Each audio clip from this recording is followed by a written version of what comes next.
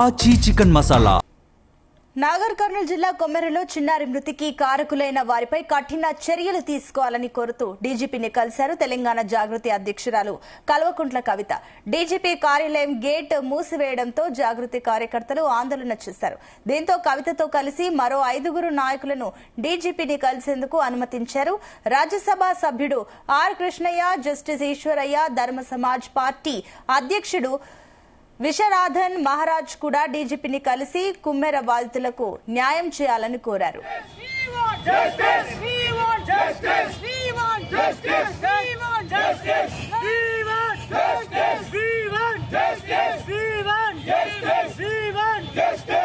మేము ముందు నుండి ఏదైతే తెలంగాణ ప్రజలకు చెప్తూ వచ్చామో అదే విధంగా ఇవాళ కోర్టు కంప్లీట్ గా కేసును పక్కకు పెడుతూ అందరినీ కూడా మరి నిర్దోషులుగా విడుదల చేయడం అనేది సంపూర్ణంగా ఈ దేశంలో న్యాయ వ్యవస్థ పైన మేము పెట్టుకున్నటువంటి నమ్మకాన్ని మరి వమ్ము కాకుండా ఇవాళ న్యాయ వ్యవస్థ కాపాడిందని చెప్పి మేము నమ్ముతా ఉన్నాం.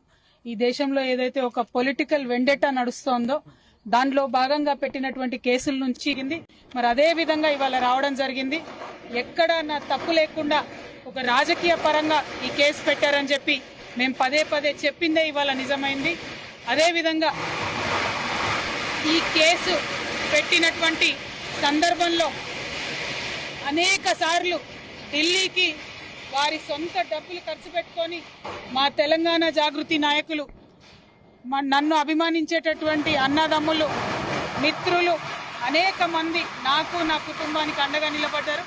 చాలా మంది పేద కార్యకర్తలు డబ్బులు పోగేసుకొని ఢిల్లీకి ఫ్లైట్ టికెట్లు పెట్టుకొని వచ్చినటువంటి వాళ్ళు ఎంతో మంది నాకు తెలుసు. ప్రతి హియరింగ్ కి వచ్చి నాకు ధైర్యాన్ని ఇచ్చిన వాళ్ళు ఎంతో మంది నాకు తెలుసు. అటువంటి వారిని జీవితంలో నేను మర్చిపోకుండా కళ్ళలో పెట్టుకొని చూసుకుంటానని వాళ్ళందరికీ కూడా తెలియజేస్తూ, ఆ సమయంలో నా పిల్లలతోని అండగా నిలబడ్డటువంటి మా కుటుంబ సభ్యులకు, ముఖ్యంగా మా అత్త మామయ్య గారికి, మా మదర్ కి, ఫాదర్ కి, అదేవిధంగా మా హస్బెండ్ గాని, మా పిల్లలు గాని, ఏదైతే వాళ్ళు 5.5 నెలలు నరకయాతన అనుభవించినారో వారిని ఇంకా మంచి మనుషులుగా తయారు చేసిందని నేను బలంగా నమ్ముతూ, ఆ దేవుడిచ్చినటువంటి వరంగా నా కుటుంబం ఇవాళ నాతో నిలబడి ఉండడం, నా కుటుంబంతో పాటు జాగృతి కుటుంబం, తెలంగాణ కుటుంబం నిలబడి ఉండడం చాలా సంతోషంగా ఉంది.